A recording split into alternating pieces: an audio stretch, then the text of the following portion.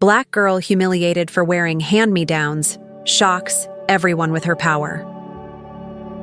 The cafeteria was full and loud, trays clattering, voices echoing off the walls.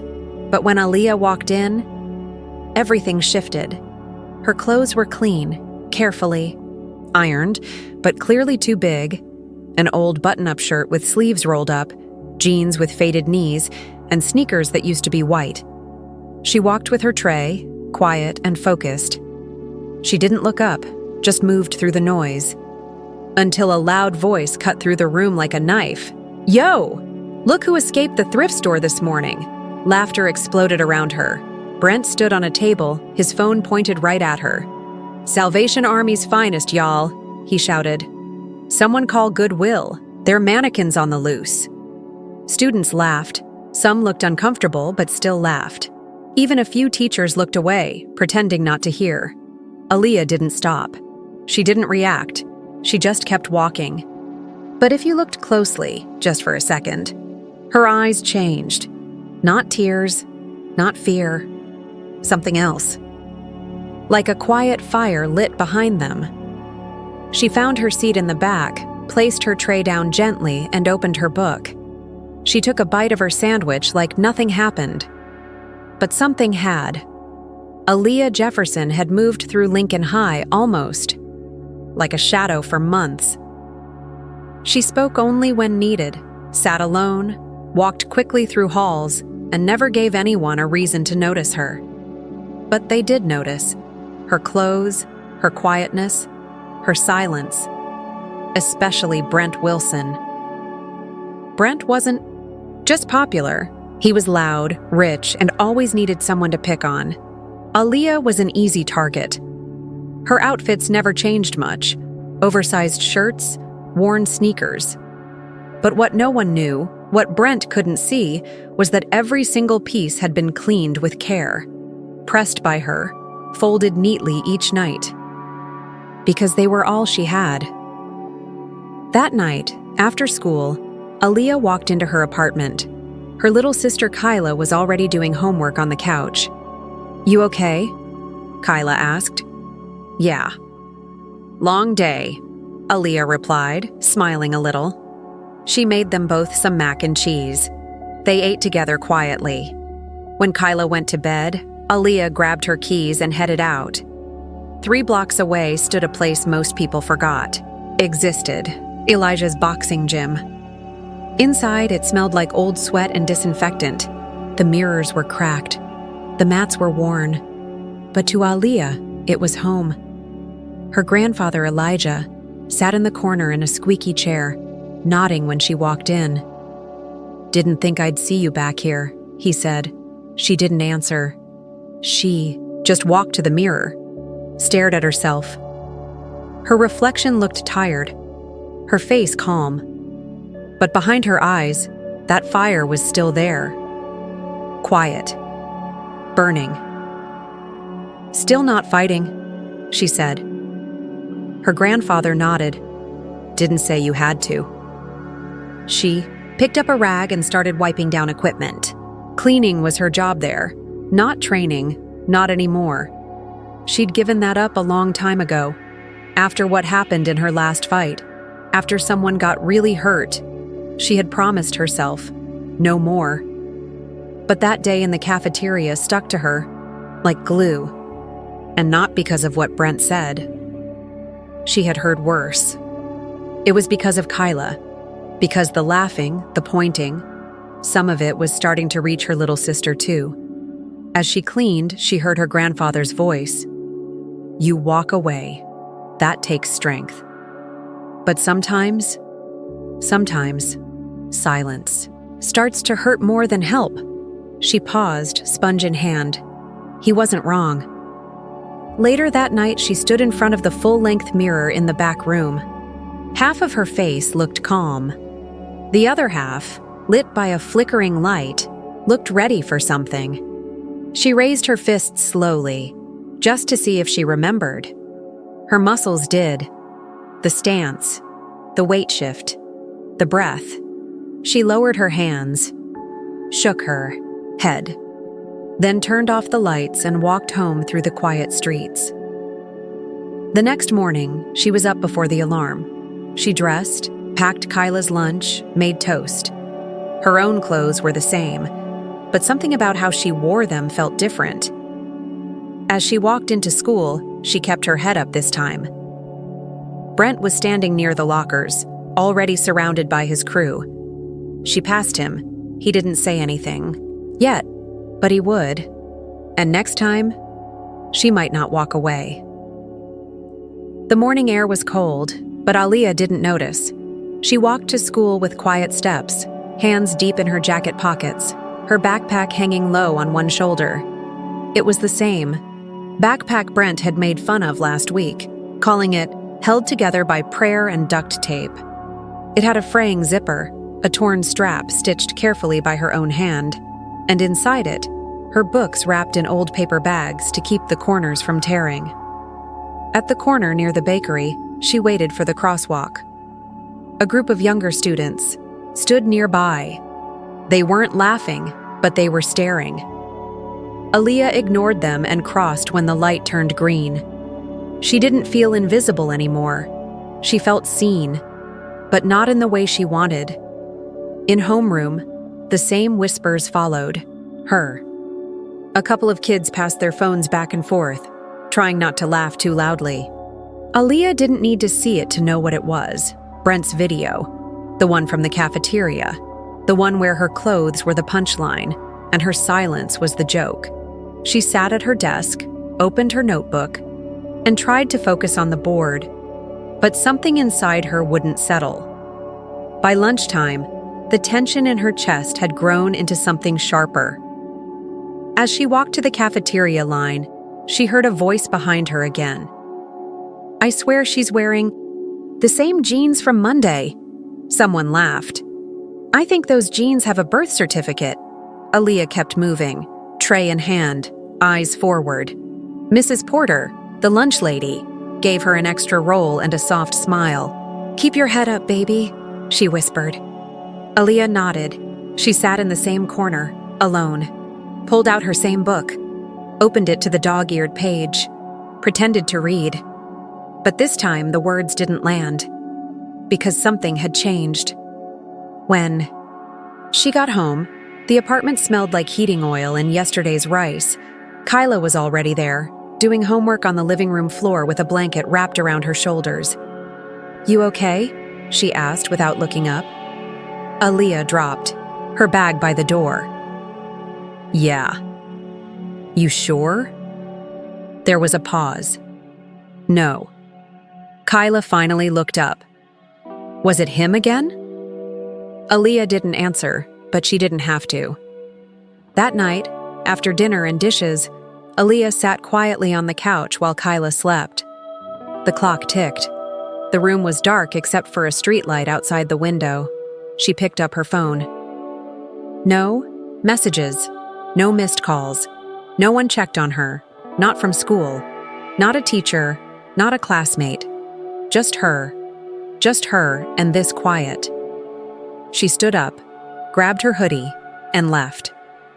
The gym was cold when she unlocked the side door. It creaked in protest. Lights flickered above the ring, casting long shadows across the worn floor. Her grandfather was already there, as always, sitting in his old chair like he hadn't moved in hours. "You always come here when the world gets loud," he said without looking at her. I needed to think. He nodded. "This is a good place for that." Aaliyah walked past, the ring to the cracked mirror in the back. It was the same mirror she used to train in front of. The same mirror where she once stood tall with her gloves on, sweat running down her neck, blood in her mouth, pride in her chest. But that was before. Before the accident, before the fight that went too far, before she decided fighting made her dangerous. She stared at her reflection. Her oversized hoodie, her tired eyes, her taped-up sneakers. "I don't know who I am anymore," she said quietly. Her grandfather stood slowly, knees popping. He walked over, stood beside her, looked at her reflection too. "You're not lost," he said, You're paused. Aaliyah blinked. Paused. Life's a fight, baby. You've just been between rounds. She didn't answer.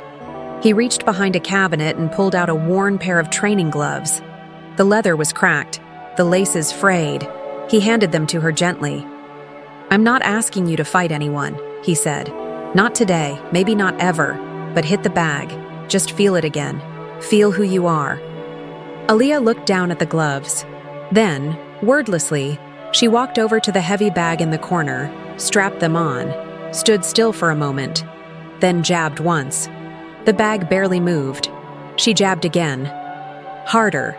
Then again. And again. The sound of fists hitting leather echoed across the empty gym.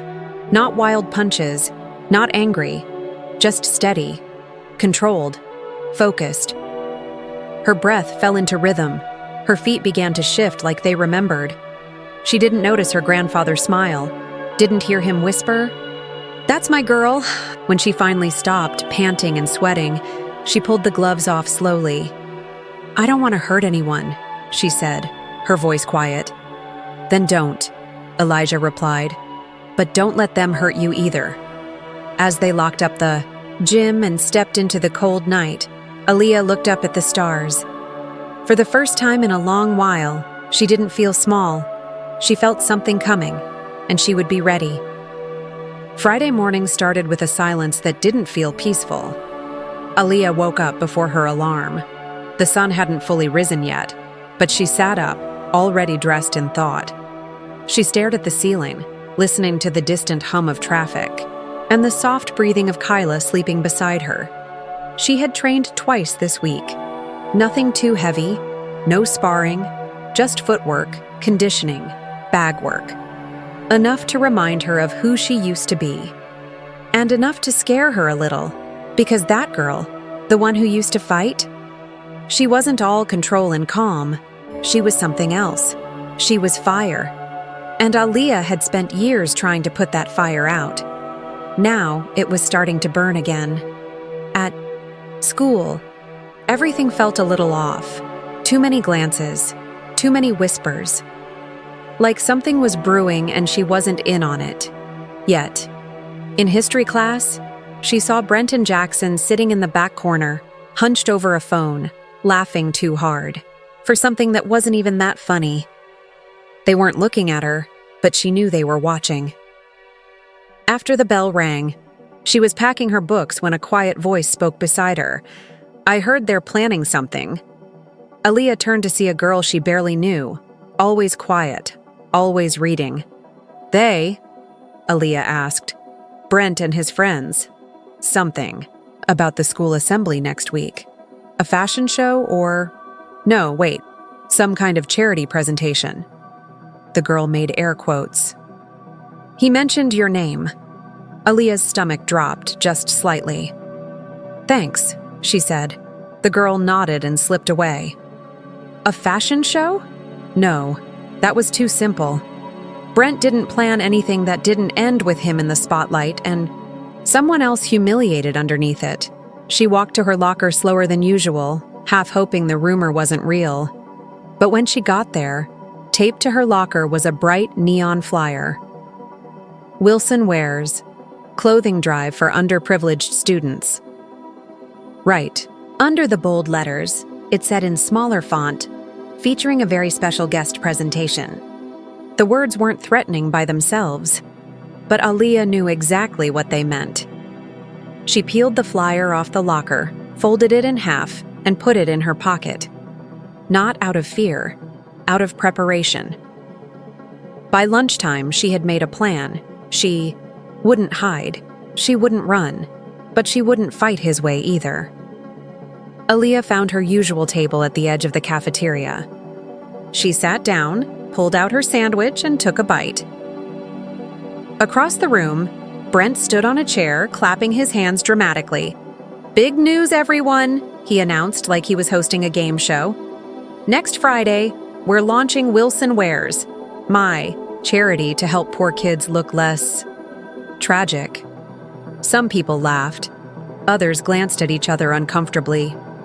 "And to celebrate," Brent continued, We're going to do a little transformation on someone who's really inspired this whole idea. His eyes found Aaliyah across the room. She didn't look up, but she felt it. I hope she says yes, Brent added with a grin. Wouldn't want to miss this moment. Later that evening, at the gym, Aaliyah told her grandfather everything. Elijah listened quietly, rubbing his hands together like he was working a knot out of his palm. He wants to drag you on stage and dress you up like a doll? He asked. Like a joke, Aaliyah corrected. And you're gonna let him? She was silent for a long time. Finally, she said, I think I need to. Elijah raised an eyebrow. Why? Because if I don't, the story stays his. He leaned back in the chair, exhaled slowly. You got a good head on your shoulders, girl. But make sure you're not walking into a trap with your hands tied behind your back. I'm not, she said, and she meant it because this time she wasn't alone. She had her grandfather. She had Coach Ramirez quietly watching from the background. She had Mr. Reed, the janitor who'd started showing her how to use her body like a weapon without raising a fist. And now, she had someone else. The next day, in the middle of second period, a girl slipped into the empty seat beside Aaliyah. Long dark hair, designer boots, Brent's sister. I need to talk to you, she whispered. Aaliyah looked at her unsure. I know what Brent's planning, the girl said, her voice tight. And it's worse than you think. She pulled a small USB stick from her pocket and set it gently on Aaliyah's desk. What's this? Proof. His messages. Him bragging to Jackson about the assembly. About what he's going to do. You might need it. Aaliyah looked at the flash drive, then at the girl. Why are you helping me? The girl looked away. Because he didn't used to be like this. And I'm tired of standing by while he makes people small just so he can feel big. That night, Aaliyah watched the screen flicker as Brent's words played out in front of her. Messages, videos, plans. It wasn't just bullying anymore. It was performance, and she was the unwilling centerpiece. She sat there, staring at the screen in the dark. Her fists clenched, her heartbeat steady. She didn't cry. She didn't break. She just stood up, pulled her hoodie on, and walked back to the gym. Her grandfather was there. So was Mr. Reed. No words were needed. They just nodded. Tomorrow she would train harder. Next week, she would walk on that stage. And when she did, it would no longer be his story. It would be hers. The next morning, Aaliyah laced up her sneakers before the sun even touched the windows. She had a routine now. Wake before dawn, leave Kyla a note, jog to Elijah's gym, and meet her grandfather by the creaking door. She didn't complain anymore. She didn't hesitate. The girl who once walked with her head down now moved like she had somewhere to be, because she did. Inside the gym, the familiar sounds filled the space. The skipping rope thumping against the ground, the echo of a fist hitting the heavy bag. The low grunt of breath pushed through effort. Elijah nodded as she walked in, holding out the wraps without a word. Back for more, huh? He said. Aaliyah nodded, already winding the fabric around her hands. Not done yet. This time, her body didn't fight the movement. It remembered. Every motion came back faster, sharper. Like her strength had been waiting beneath the surface all along, just needing a reason to return. That reason had arrived. Each jab hit cleaner. Each slip was tighter. Her footwork moved like music across the mat. Her eyes locked in on invisible targets only she could see. And Elijah? He stopped correcting her. He just watched. Meanwhile, across town, Brent Wilson was having a different kind of morning. He stood in front of the mirror in his family's large, spotless bathroom, adjusting his expensive hoodie and smoothing his hair with both palms. His jaw clenched as he replayed messages on his phone. I told you not to send that stuff through text, Jackson's voice whispered from a recording. Relax. It's fine. No one's gonna see it. But someone had. The messages had been deleted, yes. But Brent couldn't shake the feeling they still existed somewhere, sitting on a flash drive, waiting to ruin him. He hadn't told his father yet. Richard Wilson wouldn't take it well. He'd already been pressuring Brent about optics and being inspirational, and Brent was starting to realize something. He wasn't in control anymore. For the first time in a long time, Brent Wilson was scared, but scared people don't stop. They escalate. That afternoon, Aaliyah was mopping the hallway floors when a sharp voice called out behind her, "Hey, Cinderella!" She turned. Brent stood there with a smirk. Alone. She didn't flinch. "What do you want?" He leaned on a locker, hands in his pockets like he wasn't the same person who humiliated her a week ago. "I just wanted to make sure you're ready for your big moment. Got your fairy godmother lined up?" Aaliyah stared at him for a long beat, then turned back to her mop. "Say what you came to say, Brent, or leave." The mask cracked for a second, just long enough for his smirk to waver. "You think this is your story now?" he asked, his voice colder. "You think you win just because you don't cry?" She looked him dead in the eye, calm, grounded. "No, I win because I know who I am. You're still trying to figure it out." Brent's jaw tightened, but he didn't reply, not right away. Instead, he looked her over, her old hoodie, her worn sneakers.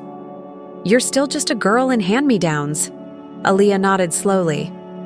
"And you're still just a boy hiding behind your dad's campaign." She pushed her mop bucket forward, the hallway echoing with the squeak of its wheels. And this time he was the one left standing there alone. That night, Aaliyah sat across from Kyla at the kitchen table. The lights above buzzed slightly. Dinner was warm, simple, rice and beans. Kyla stared at her plate, poking at the food. "You're really going to do it?" she asked. "Yes." "What if they laugh again?" "They will," Aaliyah said, her voice even. "And that's okay. Let them laugh. They laughed last time, too." Kyla looked up. "But last time, you didn't do anything." Aaliyah smiled softly. "Exactly." Her little sister blinked, confused. "This time I will." The next day, Coach Ramirez pulled Aaliyah aside after gym class. "I heard about the assembly," she said, folding her arms. "Brent's turning charity into a circus." Aaliyah wiped sweat from her forehead. "I know." "And you're still going up there?" "Yes." The coach studied her face for a moment. "Then let me show you something." She led her into the equipment room. Inside, it was quiet and smelled like chalk and old air. Coach pulled a small white card from her wallet and handed it to Aaliyah. "What's this?" "An address. It's private. Off the books. All female sparring matches. Clean, safe, respected. No street nonsense. No crowd unless invited." Aaliyah held the card, fingers brushing the edges. "Why are you giving this to me?" "Because you don't need to fight Brent. You already beat him every time you don't break. But there's a part of you, one I've seen in the gym. That part needs a ring." Aaliyah said nothing, just tucked the card in her pocket and nodded. That night, she returned to the gym, but not to clean, to train. Her grandfather was already there, lacing up his shoes, a tired look in his eyes but pride resting behind it. "You're coming back for real this time, aren't you?" he asked. "Yes," she said simply. And that night, under the hum of old lights and the soft rhythm of gloves against leather, Aaliyah Jefferson trained like someone who wasn't afraid anymore. Not of Brent, not of what she used to be, not even of what she could become. The day of the assembly started quiet, too quiet. Aaliyah woke early, not because of an alarm, but because her thoughts wouldn't let her sleep. She lay still for a while, watching the ceiling fade from shadow into soft morning light. Down the hall, she could hear Kyla brushing her teeth, humming the tune to a song she liked. That sound grounded her. For a few seconds, it felt like any other Friday, until she remembered what was waiting for her at school. She sat up slowly, stretched, and reached for her clothes. Not new ones, not borrowed ones, the same oversized button-up shirt, this time carefully tucked in. Her jeans, clean, patched, rolled at the ankles, the same scuffed sneakers, laces double-knotted, and on her wrist, a small fabric bracelet Kyla had made months ago. None of it was meant to impress. It was meant to remind her, you don't need to change what you wear to change who you are. At school, the energy was different. Posters about the Wilson Wears assembly were everywhere. Students whispered in hallways. Phones were out, waiting. Jackson was moving through the crowd like a producer on a set. Brent looked rehearsed, his smile a little too wide, his voice a little too loud. Aaliyah walked in calmly, avoiding no one. Some students stepped aside when they saw her. Others stared, half expecting her to cry or turn around, but she didn't flinch. She had spent too long walking away from fights. Today, she was walking into one. The gym was already filling when she arrived. Folding chairs lined up in neat rows. Teachers guiding students into seats. A banner above the stage read, Wilson Wears, where style meets service. 2 clothing racks stood on stage, loaded with new-looking jackets, jeans, and shoes. The lights made everything look polished, perfect, a little too perfect. Brent stood at the podium with his father beside him. Mr. Wilson looked like a campaign ad. Tailored suit, American flag pin, the whole act. He nodded once at Aaliyah as she entered, then looked away like she wasn't worth remembering. Brent caught her eye and gave her a smile that didn't reach his eyes. Showtime. The principal stepped up first. Thank you all for being here. Today, we're excited to highlight a student-led effort to give back, organized by our very own Brent Wilson. Applause, though not thunderous. Aaliyah heard it but didn't react. Brent stepped forward. He was smooth, charming, the practiced tone of someone used to being listened to. My dad always told me, leadership isn't about attention. It's about action. That's why I started Wilson Wears, to help students in need feel seen, valued, respected. A few students clapped. Others exchanged skeptical glances. And today, he continued, I want to highlight someone who inspired this movement. A person who reminds us that everyone deserves the dignity of choice, even when they can't afford it. His smile sharpened. Aaliyah Jefferson, would you please join me on stage? A silence spread across the gym like a ripple. Aaliyah stood, no hesitation, no fear. She walked to the stage, every step deliberate. When she reached the steps, Brent held out his hand to help her up. She didn't take it. She stepped up alone. Brent turned back to the crowd like it didn't bother him. Now we all know Aaliyah has struggled. But today, we want to show what just a little generosity can do. Because even hand-me-down stories deserve a better chapter. He pressed a button on the remote. The screen behind them lit up. A photo of Aaliyah flashed across it. She was mid-step, caught off guard in the hallway, oversized hoodie, bag hanging low, mouth half open, captioned in bold. Before, lost in layers. The gym shifted, nervous laughter, awkward glances, a few gasps. Brent turned to her with a faux gentle voice. And now, let's show the transformation. He clicked again. But this time it wasn't another photo. It was a screenshot of his own text messages. Gonna be hilarious when she tries on the outfit. 3 sizes too small. Wait till you see her face. The gym went dead silent. Brent froze. Click. Dad says if she reacts, we shut it down and spin it as miscommunication. Got some East Side guys on call in case she doesn't cooperate. The room began to shift. Students sitting straighter, teachers exchanging looks, phones rising like slow waves. On stage, Brent fumbled. What? Wait, this isn't the right. This is a mistake. Another voice cut through, clear and unshaking. Made the change. It came from the sound booth at the back. Brent turned. Standing there was his sister, calm, still, with a mic in her hand. "I'm sorry," she said, "to everyone, especially Aliyah. My brother and father planned this as a public setup, a way to humiliate her under the mask of charity. I couldn't stay quiet." More images flashed on the screen. Clips of Brent laughing, screenshots of his plans, his father coaching him, and then a short clip, Aliyah, in the gym, throwing tight jabs at the heavy bag. No sound, just focused movement, power in motion. Brent snapped. "You traitor. You think this makes you a hero?" Aliyah turned to him. "I don't need to be a hero," she said quietly. "I just needed to stop being your target." His face flushed red. He stepped toward her, fast, but she didn't move, didn't flinch, didn't back down, and he stopped. Right there. Because deep down, Brent Wilson understood something in that moment. He couldn't touch her anymore. Not with words, not with shame, not with anything, because she had already won, by standing still, by standing strong, by refusing to be smaller than she was. The principal rushed to end the assembly. Teachers stepped in. Brent was pulled away, arguing. His father was already on the phone, jaw tight. The crowd didn't cheer. They didn't boo. They just watched, silently absorbing what had just happened.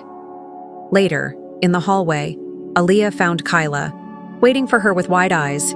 "You didn't even hit him," Kyla said softly. "No," Aliyah replied. "I didn't need to." And that was the truth. The real punch had already landed, in front of the whole school, and she'd done it without raising a fist. The Monday after the assembly didn't start like a victory lap. There were no cheers when Aliyah walked through. The school doors. No slow claps or dramatic music playing in the background. Just silence. But it wasn't the same silence she used to walk through. This one had weight. Respect. Students who had laughed at her weeks ago now moved aside to let her pass. Some looked her in the eye. Others simply nodded. Quiet acknowledgments that something had shifted, and everyone knew it. She wasn't invisible anymore. She wasn't decoration in the back of the room. She was the center of a story they had all watched play out, and now no one quite knew what came next. At lunch, she sat at her usual spot near the east windows. A few of the girls from her class glanced over, then slowly made their way to her table, not to mock, but to ask if they could sit.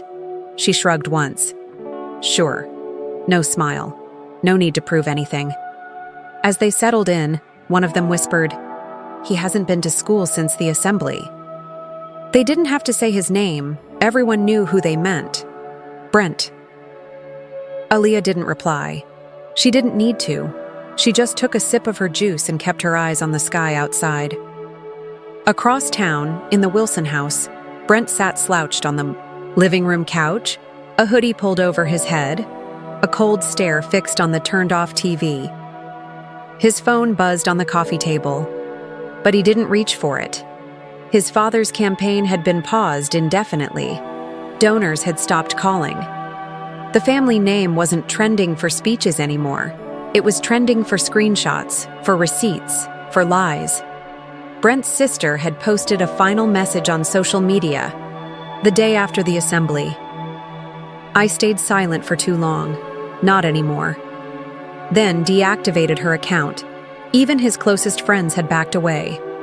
Jackson hadn't texted since Saturday. Tyler unfollowed him. The silence around Brent now, it was loud, punishing, and he couldn't stop replaying the moment Aliyah stood on that stage. Calm, steady, unbothered. She didn't yell, didn't cry, didn't crack. She stood like someone who couldn't be moved, and that bothered him more than anything, because he didn't know how to beat someone who didn't swing back. Later that week, while Aliyah was cleaning mats at Elijah's gym, Mr. Reed stopped by. He leaned against the doorway like he had nowhere else to be, sipping from a coffee cup that looked older than the gym itself. "Heard Brent's been skipping school," he said casually. Aliyah didn't look up. I'm not surprised. He's not done. She paused mid-wipe. What do you mean? I mean, people like him don't let go of power quietly. They act like it doesn't bother them, right before they snap. Aaliyah stood, stretching her sore back. I'm not afraid of him anymore, she said. Reed nodded once. I believe you. He hesitated, then added, but don't underestimate what a bruised ego will do when it feels backed into a corner. That warning became real the next day. Aaliyah was walking home after school when her phone buzzed, a number she didn't recognize. One message. You want to finish this? Meet me, tomorrow, 4 p.m., the old lot behind the train yard. No cameras, just you and me. No name, but she didn't need one. It was Brent. At sunrise the next morning, Aaliyah stood barefoot in the gym, wrapping her hands in silence. Elijah watched from the edge of the ring. You don't have to go, he said. I know. Then why are you? She paused, finishing the final wrap. Because if I don't show up, he wins anyway. Elijah studied her for a long moment, then walked over and placed a hand on her shoulder. Don't fight for revenge. It's too expensive. Fight to protect who you've become. Aaliyah nodded and kept rapping. By 3:50 p.m., the abandoned lot behind the train yard was soaked in early evening light. The cracked pavement stretched wide, surrounded by rusted fencing and weeds tall enough to hide in. Aaliyah stood alone in the center, until she wasn't. One by one, quiet footsteps approached. Tasha arrived first, from the underground circuit, followed by two of the older women Aaliyah had seen spar. They stood back, arms crossed, silently forming a line behind her. Mr. Reed stepped through a side gate, his coat flapping in the breeze. You really came, he said, more to himself than her. Told you I would. Brent showed up 10 minutes late, alone, but with that same look in his eye, the look of someone still convinced they were the main character in a movie. He didn't speak right away, just dropped his bag, cracked his neck, and stepped forward like this was a sports match. This time, he said, no stage, no teachers, just you and me. I'm not here to perform, Aaliyah replied. Then why come at all? She took a breath. To remind you what it feels like when someone doesn't play by your rules. The first punch came fast, from him. Of course, wild, untimed. She sidestepped it like second nature, no swing of her own, just distance. Another rush, this time lower, aiming to tackle. She moved again, planted her feet, redirected his weight. He stumbled. Frustrated, he grabbed her shirt. She didn't panic. Her training kicked in. Control the wrist, shift the angle. Let him throw himself off balance. He hit the pavement hard, face red. You think you're better than me? He growled. No, she said softly. Just done letting you decide who I am. He lunged again. This time she stepped forward. One clean block. One controlled strike to his shoulder. Not hard enough to hurt, just enough to stop him. He froze, chest heaving, eyes finally starting to register something that had never occurred. To him before, he'd already lost. Because this wasn't a fight anymore. It was a reflection. And for the first time, he was being forced to see himself. Brent didn't get up right away, and Aaliyah didn't stand over him like a victor. She stepped, back breathed, turned away, because walking away with power, that was the final blow. Tasha nodded once from the sideline. Mr. Reed gave her the smallest smile. You did good, he said. She didn't respond. She didn't need to. Her silence wasn't weakness anymore. It was control. As the sun dipped below, the buildings and Aaliyah walked home, her bruised knuckles tingling. She thought of Kyla. She thought of the girl who used to avoid eye contact in the hallways, the one who let people laugh without speaking. She wasn't that girl anymore. She wasn't a secret. She wasn't a victim. She wasn't a punchline. She was power, wrapped in calm, grounded in purpose. And that power was just getting started. The The Monday after the lot fight was just like any other school day. Almost. The sky was gray, the hallway buzzed with the usual chatter, and the same bell rang like it always had. But Aaliyah walked through it all a little differently now. Her shoulders were relaxed, not tight. Her eyes didn't dodge people anymore. She moved through the school like she belonged there, because she did. Not because someone gave her permission, but because she had claimed her space, and no one could take that from her now. Brent didn't come back. Word spread quickly. Some said he was suspended. Others whispered that his father pulled him out to avoid more public backlash. The rumors changed, but the truth was simpler. He'd lost control. Over the school, over the story, over the image he'd worked so hard to craft. There were still people who tried to defend him, but their voices were quieter now, because Aaliyah's story had already spread, through whispers, through posts, through quiet conversations between students who used to laugh, and now weren't so sure what they'd been laughing at. Coach Ramirez found her outside the gym building during lunch. "Got a minute?" she asked. Aaliyah nodded. They sat on the bleachers in silence for a while. "Your name's getting around," the coach finally said. "Not just here. Word reached the district athletic board, and a friend of mine at the amateur circuit." Aaliyah raised an eyebrow. "I'm not asking you to be anyone's champion," the coach continued. "But there's a program. Women's boxing, high school division, scholarships for college, mentorship, structure. Not just about punching, about leadership. You interested?" Aaliyah took a long breath. She thought about long nights in the gym, about sweat on the mats, about every word she swallowed instead of saying, every time she wanted to scream but chose silence instead. "Maybe," she said. "I don't know if I'm ready." Coach Ramirez smiled gently. "Then train until you are." She handed her a simple card with a name and number. "Just think about it." That night, at Elijah's gym, the lights were all on. More kids than usual filled the space, some from school, others from the neighborhood. A few were younger than Kyla. One girl trained in a hijab. Another boy held his gloves too loose, but his eyes were focused, hungry. Aaliyah watched it all with quiet awe. Grandfather joined her near the ring. "Looks different now, huh?" he said, his voice low. "Yeah, you did that," he added. "You brought them here." "I didn't mean to." "Doesn't matter. Real strength pulls people in. Not by shouting, by showing." They stood in silence for a while, watching. Kyla worked the speed bag. Her rhythm was off, but her smile was wide.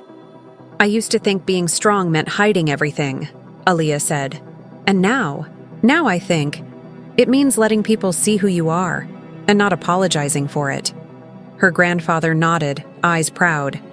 "That's how you fight without fists." Later that week, the principal called her into the office. The student council was organizing a peer mentorship program. They asked Aaliyah if she would be one of the first student mentors for underclassmen struggling to fit in. Not because of what happened, the principal clarified, but because of how you handled it. Aaliyah accepted, not because she needed to prove anything, but because she understood what it felt like to walk those halls and feel like you were nothing, and she didn't want anyone else to feel that way again. By mid-spring, the story had softened, around the edges. Brent became a whisper. The video was still out there, sure, but now it lived as a reminder of what not to be, not what to fear. The school felt different now, not perfect, but better. Students who used to be quiet now stood up more. A girl who once wore a stitched-up coat proudly walked the halls with her head high. No one said a word. No one dared, because they remembered what happened when they laughed at the last girl in hand-me-downs. At home, life didn't suddenly get easier. Money was still tight. Kyla still needed help with homework most nights. The water still ran cold sometimes. But now, none of that felt like a trap. It felt like something they could handle. Together. Aaliyah still cleaned the gym, still ironed her own clothes, still walked the long way home. But her heart was lighter, because she wasn't dragging shame behind her anymore. She was walking with purpose. One Thursday afternoon, a freshman boy dropped his tray. In the cafeteria, his clothes were too big. His shoes barely stayed on his feet. A group of kids started snickering. Aaliyah saw it all from her table. She didn't shout. She didn't make a scene. She simply stood, walked over, and helped him pick up his things. "You good?" she asked. He nodded, unsure. "Sit with us if you want," she added. He did. No one said a word after that, not even the ones who laughed. Because they knew now there were lines you didn't cross anymore, not because you feared punishment, but because you understood the cost. Weeks later, Aaliyah walked through the old lot behind the train yard again. The pavement was still cracked. The wind still howled through the chain-link fence, but the place didn't hold fear anymore. It held memory. It held proof. She stood in the same spot where she'd let Brent fall on his own, not with violence, but with the weight of his own actions. The place where she proved, once and for all, that power wasn't in your fists. It was in your restraint, in your stillness, in the choice to rise instead of swing. The last day of school arrived with no warning, no big moment. Just desks being emptied, lockers cleared, notes passed, and yearbooks signed. As she closed her locker for the final time that year, Aaliyah found a note tucked inside. Handwritten, no name, just 6 words. "Still waters carry the most strength." She folded it gently, placed it in her pocket, and walked away. Not with music swelling, not with fireworks, but with quiet peace. Because her fight was never really about proving something to the world. It was about proving something to herself.